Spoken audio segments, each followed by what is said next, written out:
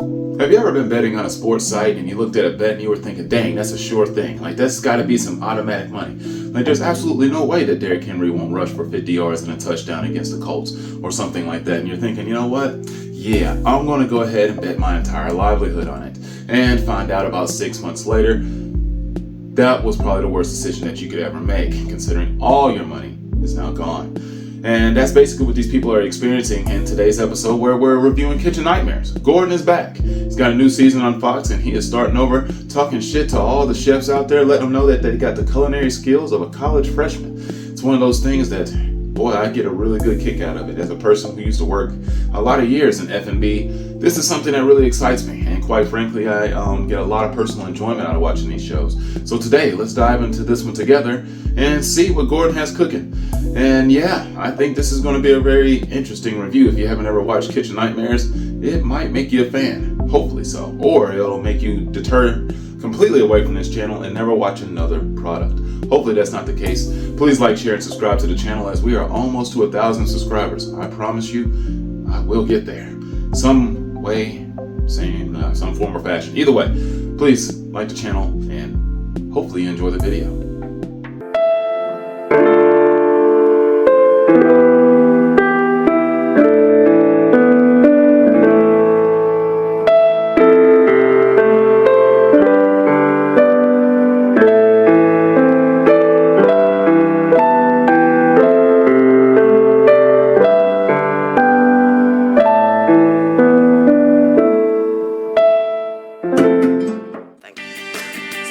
Personality. He can be a lot of fun, but when he comes in and he sees something wrong... How's it taste?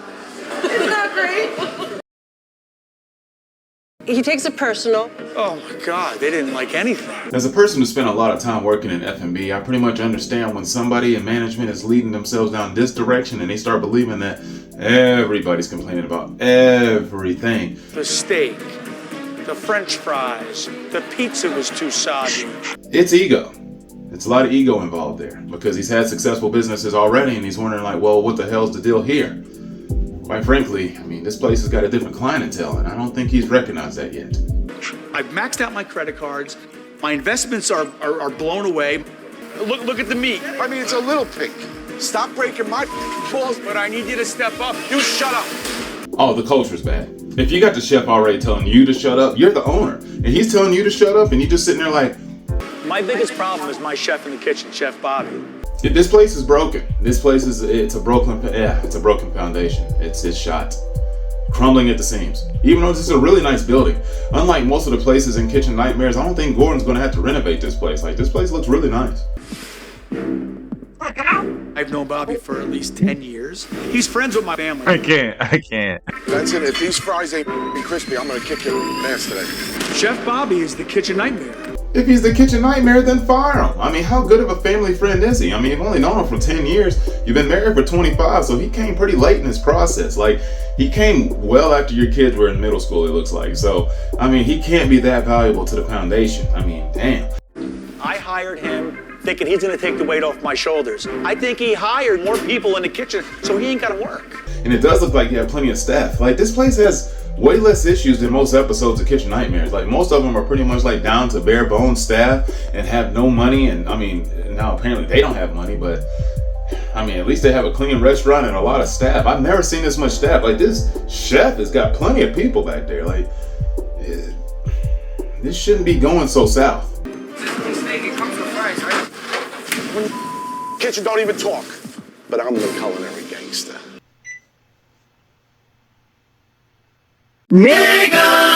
This dude literally has a shirt that says Culinary Gangster on him, which means he had to go to the store and actually have somebody make this, because I know they don't just have that shirt somewhere in the market. Like, you don't just find that. He had somebody custom make this because of his ego. And he's just like the typical chef. Like, you can go to pretty much any restaurant. You go to a Cracker Barrel or Hardee's or KFC, it don't matter. Whoever's in the kitchen, they're pissed off 24/7. Something about being in the kitchen just does something to you mentally. It just sends you into this internal rage for whatever reason, especially when you're like hard pressed and you done worked a lot and you done just got sick of it for the most part. And quite frankly, you need to be considering another career and stop cooking altogether, because your food's probably shit and usually you give out bad service. But I mean, especially if you're usually this upset at this point where he's cussing out the staff, cussing out anybody who's around him, please don't come back here, and all that stuff like that. Nah, man, his food's garbage, I guarantee you. And I guarantee you, he's soft. This Culinary Gangster, this is a cover-up. This is for somebody who's a nice teddy bear inside, probably ready to cry at any moment. Like, people who are breaking at the seams at this point in time, usually in a restaurant, I'm telling you, they are crumbling internally at the foundation. Like, they are shaken to the core. These people are literally on the verge of a mental breakdown at any moment. That's why they call Gordon. Because if they didn't, they wouldn't have to do this. You want to hear what I have nightmares about? The bell ding, ding, ding, ding, ding, ding, ding all night long. The usual. If you don't call off that reward, I'm gonna. I don't handle criticism well, but I certainly won't handle criticism from someone that don't know what they're talking about. I found this in the garbage. This is a waste. Who pays for it? I pay for it. Steve cries about money, no matter what. Well, yeah, he's the owner, dumbass. He's gonna cry about money. Everything he does in there involves money. You are the money. Like, if you suck, you're costing him money. So yes, I'd be worried about it. The whole point of this business is to invest money, make more money. But if I'm investing money and I'm losing money, I'm gonna be quite pissed. I'm doing the best I can. You gotta do better. You gotta be kidding me. What I think needs to be fixed is outside this door, out of my kitchen. So, yeah, I think Tony is suffering, significantly from LDE, also known as low dick energy. This is not one of those things that you should have being in any form of leadership position. Now, the only thing is, it seems like, Steve doesn't really know what he's doing. He more likely doesn't. That's why this business is falling apart. And it's probably a miracle that his other businesses have survived up to this point.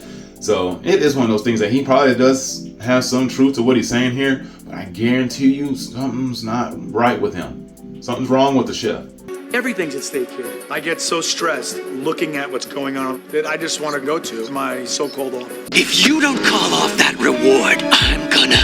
I would say, knowing them both very well, Steve is spinning out of control from all this stress. It has affected his health. Steve ended up in the hospital in a diabetic coma.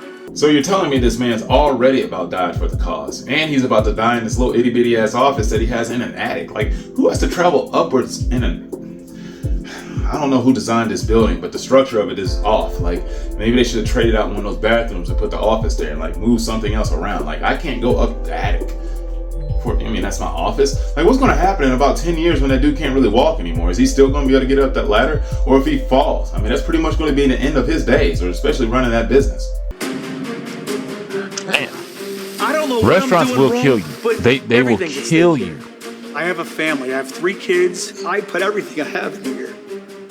And I want to make everybody proud. See, I told you, he's about to break. This stuff, it hits you right in the soul. Chef Ramsay, here he is in my restaurant. This one? thank you so much. Of course I want to impress him. All hands on deck. Gordon Ramsay's here. If he doesn't love my food, then you know what? He could kiss my ass. I'm telling you, Chef Tony is really showing off that LDE. He's really putting it out there. So, no menus? No, just the QR code, yeah. We don't have menus. Right.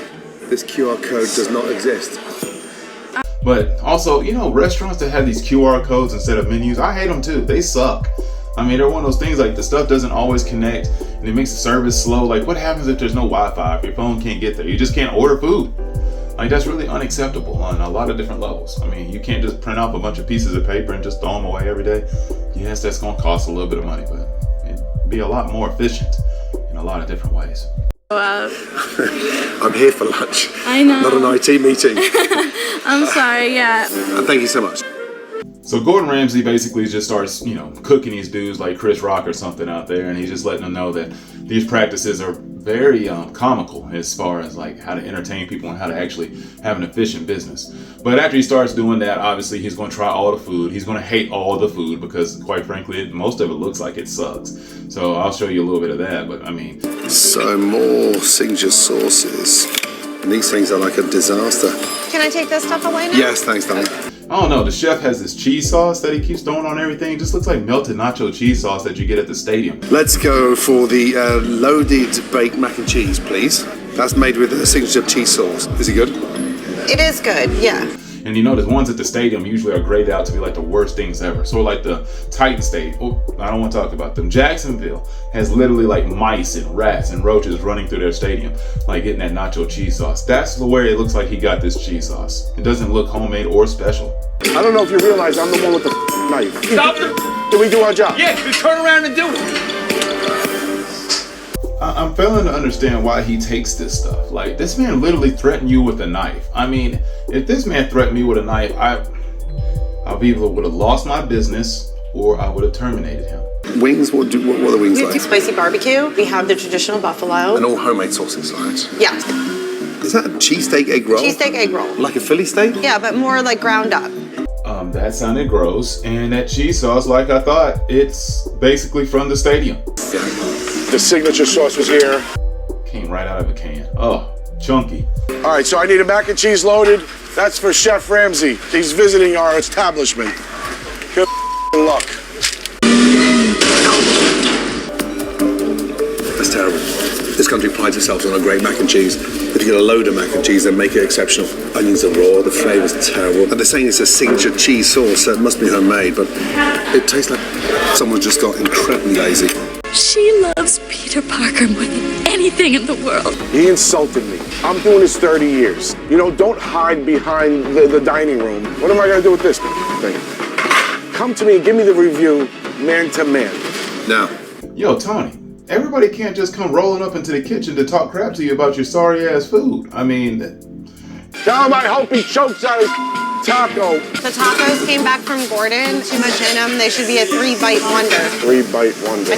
apparently that'd be a long line. It'd be like Disney World. I mean, that's what it'd pretty much be, or Universal Studios. All right, here we go.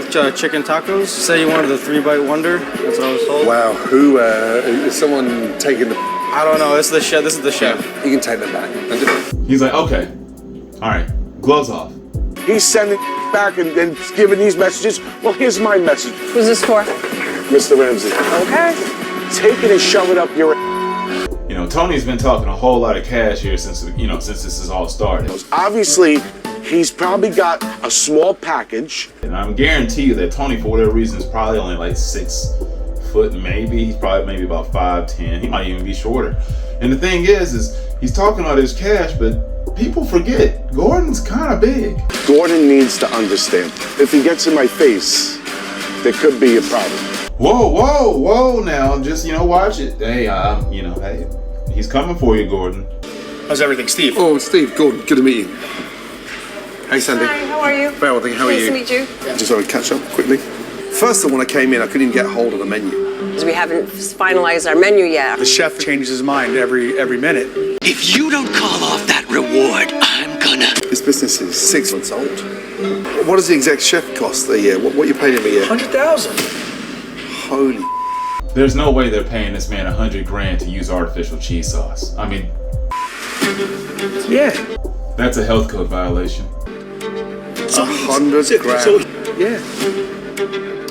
I'll go to my office upstairs and just sit there and just be like, oh my God, this is crazy. You can't dig your head in the sand and walk away from it. Okay, now I do have a gripe with Steve here, because Steve is over here bitching and complaining about Tony costing him all of this money and constantly going around. He's in charge of the ordering. He's in charge of everything in the kitchen. He has power over how much staff he has back there. It's like, dude, you run this business. What does Bobby hold? How much power does he have in that kitchen? Who purchases? Who He does all the purchasing. He does all that. Yeah. Like, this is yours. You can tell him whatever you want. Like, you can sit here and making all the excuses that you want, but Tony, I mean, he's bad, but you are allowing this to happen, Steve. Like, this is all on you. Steve, you're pouring money in, but no one's tracking where that money's going. It sounds like you're putting a lot of trust in the wrong guy. Sandy, you are 7 days a week or 6 days a week? 7.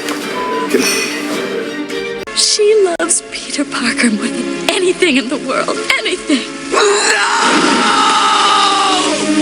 Right, let's have a chat at the back. I need to meet the chef and senior staff of this restaurant. So you're the manager? Yeah. To find out what's going on. Bobby, we need you. Oh, the big confrontation matchup is almost here. We got Culinary Gangster. We got GOAT Chef Gordon Ramsay. This is almost something that's out of like Celebrity Deathmatch or Def Jam Vendetta. This is one of those all-time epic matchups of something that you'll never see. Like, it wouldn't actually be a fight, but You can always create one. You're with the Culinary Gangster. Be careful how you approach me. The Gangster. Gordon's just like, oh, hey, the bitch chef. You're the executive chef, right? I am. So, why are you around with me with the tacos? You ordered them. You cut one up and send it back out to me like a smart ass having a joke. And you just throw so much on there because you're charging a fortune for them. She loves Peter Parker more than anything in the world. Anything. So I'm told that everything's homemade. Everything's got authenticity. The mac and cheese was loaded with cheese sauce. Right. That's your special sauce, your signature. Did you buy the cheese sauce in? Well, it's maybe partially home. Oh, he's broke.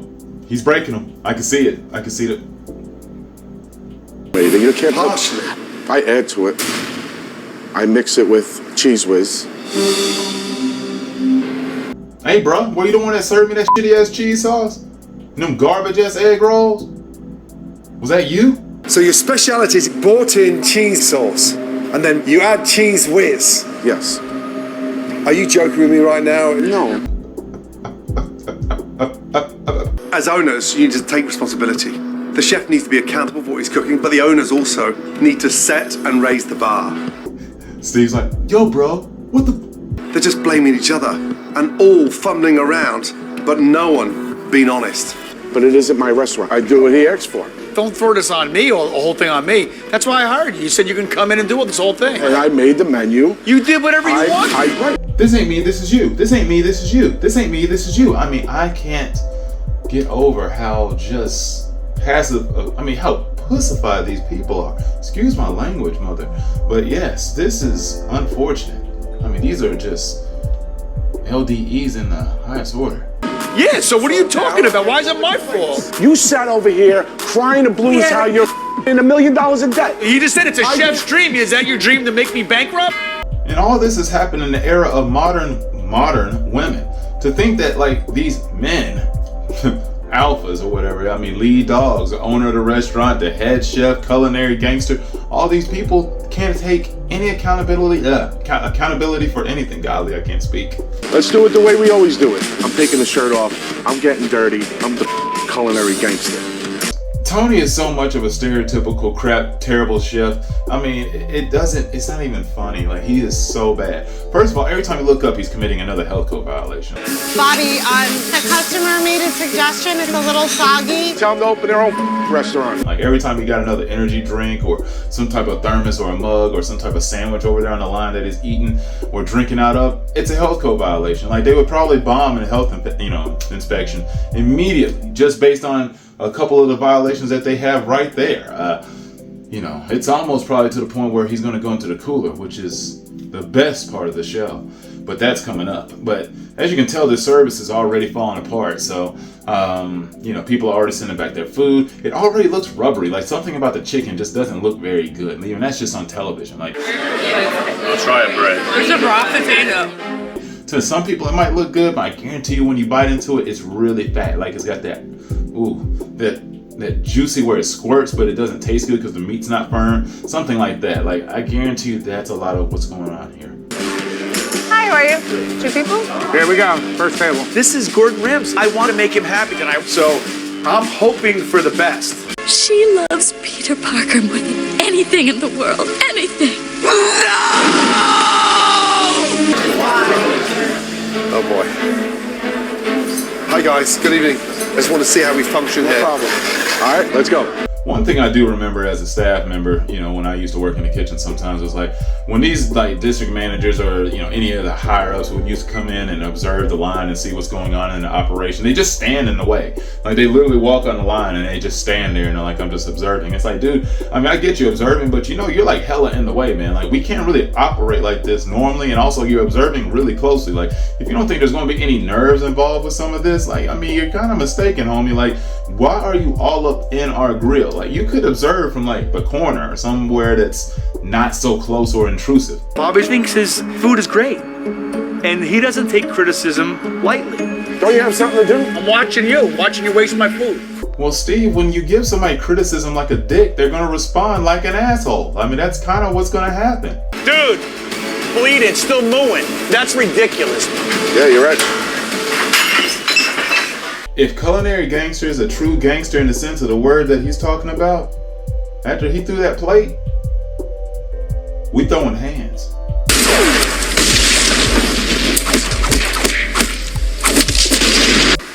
Fix it. I've never seen anything like it.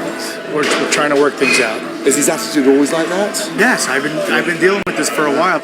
Hell, I'd have to ask back, Steve, is your attitude always like that? Are you always throwing plates in front of the entire staff, causing dysfunction and disarray amongst the entire team? No. This is a hostile work environment. These are HR violations just out the ass. I mean, this is bad. I mean, these people, if this was a real corporation. Steve is not managing his staff. His staff are managing him. It's just one man running around like a pig in. Can I see you upstairs in the office for 2 minutes? Yeah. You? Who said anything about jail? I need to calm down. That's poor guy. What the is going? Is this it?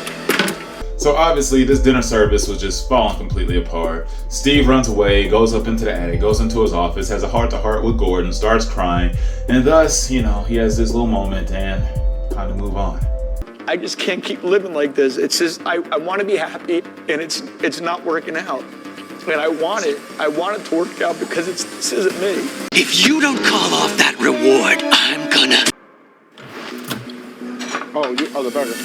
Bobby, what are these? Those are chicken fingers. You don't wrap them, they just stay there? They stay like that, yes. It's a bit disorganized in here, huh? Oh, this is the best part. He just randomly opened a cooler. This is when everything starts to fall apart for every restaurant that Gordon ever enters. When he starts entering and opening refrigerators and coolers and starts diving into the deep freezers, this is the good stuff. The great stuff.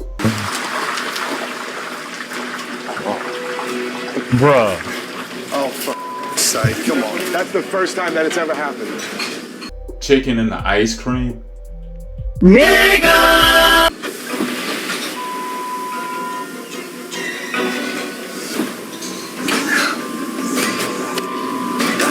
God, that was a lot of chicken wings. What's going on here? Hey, the look, the look on homie's face. The look on homie's face gets me literally. The look on homie's face gets me literally every time.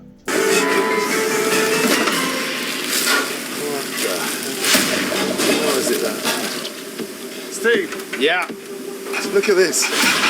Why does Gordon literally just take his raw hands and just rub it through this slimy, terrible chicken? He just wants to piss himself off. He just wants to make himself angry enough to where he can just go off on these people. He wants to make himself as icky and gross as he possibly can, just so he can validate how pissed he is, because he's getting more and more pissed. And I would be too, because this is just, first of all, it's dangerous. And first of all, Gordon's dangerous now. He's a walking health violation himself. He's basically radiant at this point. If he touched somebody, he could kill him with all that raw chicken juice on him. Just smell that slime down there. I don't want to smell it. Those are fresh wings. They just came in. They can't be fresh. It's slimy. So the minute it comes in, you take them out. Plastic. I wasn't aware of that. That's something I didn't know then. This is your kitchen. You make $100,000 a year, and you don't know that. This does not make sense. 24 packets of avocado and a whole box going rotten. Also, I like how Steve is just constantly looking at the back of Gordon's head as he's chastising his chef. Yeah, keep giving it to him. Keep giving it to him. That's what he needs. Yeah.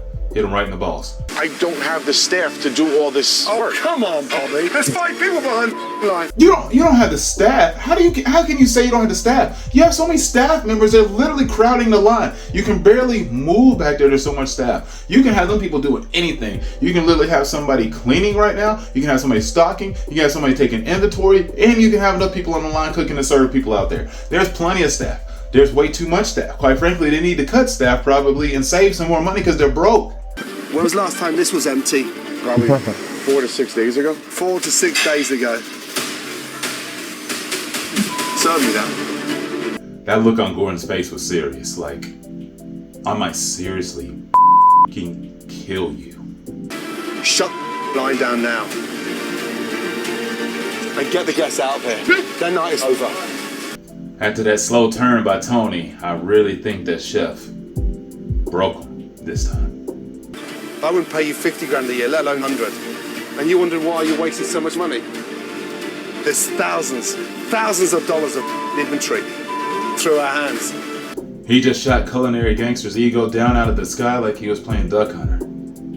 At Basque 46 in New Jersey, he's kicking everybody out. Whoa. I've had to shut down the restaurant due to the kitchen's lack of hygiene standards. So ultimately, after this service, Gordon gets everybody together and has to decide who's in, who's out, and raise the hands. I want a show of hands. Who's in?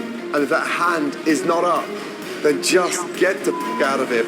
Hands up who's staying. Okay.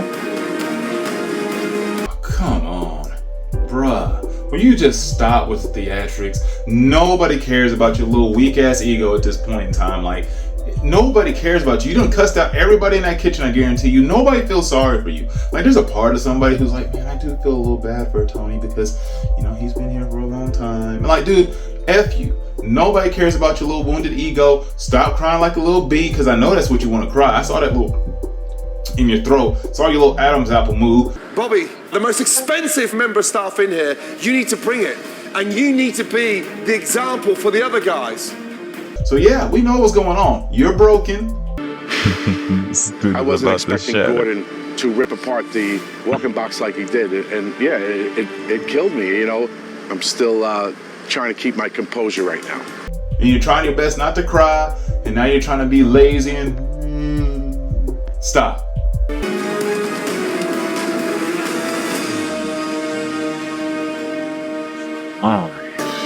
God, why is every moment with this guy so dramatic? Like, I feel like this guy would just drain every bit of energy out of me every day. Everything is just over the top. I'm not gonna fail, fall, falter. It's gonna make me stronger, and I'm gonna fight as hard as I can. Look at me. Feel sorry for me. Just, God. I'm such an idiot. I've been calling this dude Tony the whole time. His name's Bobby. Man, my bad. Well, either way, Bobby and Steve had this great moment together there for a moment, and you know, they hug it out after Bobby's just sitting around like, man, bro, I'm sorry. I'm sorry for how terrible I've been, how bad a chef I've been, and how much money I've cost you and your family, and the fact that your wife is now having to work every day here, and I know it's killing you and your kids. I always have to be here and pretty much hate every bit of their lives. So, I'm sorry. What? I apologize. And I'm willing to do what it takes to rebound from that. I got your back. I'm gonna take it up. All right. I'm glad he apologized. They needed that moment. Now it's time for them to get back to work and actually get something done. Hopefully Gordon can turn something around, but I don't have much faith. Bobby got it handed to him, and he needed it. He needs a wake-up call, and I think he got it tonight. All right? Okay. All right, I'll see you later. Steve's a little turd though, because Steve's walking around here constantly smiling, knowing the fact that Bobby is broken at this point in time. Like, I know he's like loving the taste of them tears, like Eric, you know, like he is just licking them up off of his face. If he could, he would literally get a bucket and just build an entire, you know, new drink out of it. Bobby's tears. I've decided to visit Steve and Sandy at home to face the hard facts about their situation. Now the next day, Gordon decides he's gonna go visit the family at their house and, you know, talk to them about the previous day and just kind of go over everything and see where everybody's at. Give a nice little check-in and see how everybody's, you know, handling everything emotionally, psychologically, physically, if they're gonna be able to handle doing this going forward, the business, etc. You know, all of that. You know, the things that I noticed though when he went to go visit this house is these people really were successful apparently at their other business, because I mean, this house is huge. I thought I'd just come in and catch up with you both, especially on the back of last night. What a beautiful spot, by the way. They got one of those nice basketball goals too. Not like one of those ones with the plexiglass that's bendy and stuff like that. This is one of those legit backboards where you throw the basketball off of it, it actually bounces the right direction. That kind. One of those like with the breakaway rims and something like that, the NBA regulation type. You don't just have that if you just have like average money. This ain't a middle class household. I mean, there's a lot up in there. And I'm like, man, I ain't gonna lie. Like, if your business is failing, they might want to consider downsizing on this home. I mean, if they're losing as much money per month as they are, that house might need to become smaller. You know that? I do. I did this for my family, the house, the things we have here in the yard, and I don't get to spend time much anymore with the family here. And that's all the more reason to just downsize on the home. Hey, Sandy. Hi. You good, darling? I'm very good, Yeah, thank good. you. Stevie, come over. What did you do here? So essentially, we're into the final stages of this episode where Gordon has already went ahead and revamped the menu and started everything over, scrapped all the crappy food that they had before, and said y'all need to give up on that drink because that stuff is trash.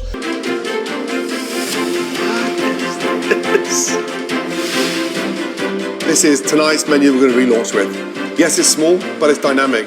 It looks phenomenal. It's beautiful. Boom, there's the brand new menu, all laid out on the table. The food is unbelievable. And that ain't good for anybody. That's just going to get people sick and have y'all having a whole bunch of lawsuits and a lot more paperwork to fill out that you don't already need, because I'm pretty sure you're already backed up on all your paperwork, your taxes, your money, everything. Heck, you're probably not even paying your employees. Though, in this episode, nobody's complained about that, so I'm assuming they are getting a check, which kudos to Steve on that. Like, I'm glad that he's doing that. And also, they did have a nice moment, here where they showed a new menu and Gordon's like, I've revamped the restaurant, which he didn't really revamp anything, because I told you it was already nice. He added 2 patio tables and some menus, which they desperately needed. I personally think that Sandy should take the night off and spend the night with the kids that she's always wanted to do. I think I can do this. Well, listen, take the night off, go home with the kids, okay? I will. Do your thing. If you don't call off that reward, I'm gonna. So go home and do your thing, okay? Fine. Enjoy. Bye, everybody. Now, this is a really nice moment because apparently, it's pretty obvious. She really needed a day off. She's probably been in there for the last 5 months straight, just every day. Life just being sucked out of her slowly, or anything like that, because that's what restaurant life will do to you when you're just stuck going in there, going through the motions each and every day, especially if you don't really know how to go through the motions of the daily operation, when you really don't know how it really works. Steve didn't even know how it worked, so I can only imagine how much she actually knew. She was just in there to support her husband. I'm pretty sure he, presented this idea to her like, we're gonna start a bigger and better restaurant, better than the ones we already had. She's like, yeah, absolutely, that's a great idea. I support you 100%. You're my husband, I love you, yada, yada, yada.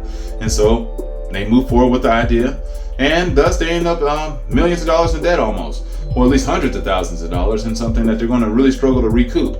But I believe that they can pull it off. I'm just not sure about Bobby. It's going to be great. This is going to be a great relaunch. It's going to put Bass 46 at the new destination place in Jersey.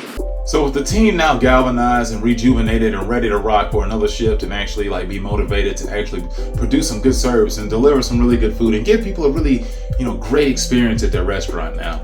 Every dish that's going to walk out of here tonight, I promise you, is going to be mastered, and there's not going to be an unhappy soul in this place. They're ready to go on with the first wave, and quite frankly, they kick ass during the first little wave of it. Great atmosphere, honestly. The buzz in here is off the charts, and more importantly, customers are loving the food. But obviously, there's going to be a point where the next wave of checks come in, and the next wave of checks come in, and dinner service is a lot longer than the first 20 minutes of happiness and, happy-go-lucky and joy and everything's going out great, because that's when people are going to start ordering the heavy meals. Slammed right now, and you don't understand, it's just a lot. Rapido. I'm doing everything I can. Bobby! Now, see, Bobby's starting. He's about to fall apart. He's about to fall apart. When chefs start seeing, or cooks, or lead whoever's in the kitchen, when they start seeing those long tickets come through, those things that look like long paragraphs that are just endless numbers of foods, they just start panicking sometimes, and it's like, dude, this is some bull crap, and they don't want to do anything anymore. They don't even want to do their job. They immediately mentally check out and they want to run. But there's another part of them that has to come through, because quite frankly, I mean, you can't just run away. I mean, you'll just look like the biggest hoe out there. Nobody wants to go out quite like that. Really? 11 steaks all day. When Bobby saw that ticket come in with all those steaks, a good chunk of his soul just floated right up out of his body and started leaving that kitchen. Yes, sir. I've been standing here for the last 2 minutes. There's nothing going on here. It might take a little bit because Did you guys get your food? No, not yet. Now I'm disturbed because, quite frankly, usually once they do these dinner services after everything's been revamped, you gave them the galvanizing, the new, any given Sunday speech out there for them to have this next menu, or this next dinner service, they usually always just blow right through it and have no issues. But food's still coming out raw and taking too long to get out there, and the service still seems to be a little shaky, though it's going a lot better. It doesn't seem like it's going quite well. They're pink, they're bloody. I'm just so done. I'm like literally this close. I'm throwing in the towel. But I thought you were the culinary gangster. Gangsters don't quit. Denzel didn't quit. Nobody on Goodfellas or The Godfathers quit. They kept going. They kept murdering. But we're rushing, and now we're starting to lose control. We'll get faster as we get set. Don't go fast too soon. Let's go, Bobby. I'm the captain of this ship, and I promise you, I haven't given up yet. But, to my shock and dismay, I think that's the right word, well, either way, he actually starts to pull through here and ends this service well. Good. Go. We got this. I got this. You got this. I'm picking up the slack. You got this. You got this. Order up. I got 1 wing, 1 sliders, 1 blackened shrimp taco. Let's do it. Surprising to me, but they deserve it. And they needed this. They needed this moment. Because quite frankly, it was going real south. And I'm still not really sure about Bobby going forward. Because, this man looks like he's about to break at any given point. And if he's on the breaking point at this point in time, now on this shift, who knows whenever Gordon leaves how he's going to feel. He's talking about throwing in the towel again? That was good? oh my God, it was so good. So they had their final moments of the shift, obviously, where it's like, great job, you guys. Y'all did an awesome job. Y'all really came through and really proved me, well, not really wrong, but y'all showed me y'all could get it done. And Bobby, I'm proud of you, because you just didn't quit. And you did something tonight that I never expected you to do. You held on. And I kept thinking, this man's going to quit. He is going to tap out here in the middle of this shift, and he didn't. So he proved that to Gordon. Big kudos, Bobby. So now that it's over, the restaurant's, thriving. A couple months later, they're still doing really well. But the craziest thing happened right after Gordon left. Steve says that Bobby, the culinary gangster, never showed up for work the next day. And, according to his social media, has retired from the restaurant industry. He quit. He said, Fuck this shit, I'm out. Fuck this shit, I'm out. No thanks, don't mind me. I'ma just grab my stuff and leave. Excuse me, please. Fuck this shit, I'm out. Nope. Fuck this shit, I'm out.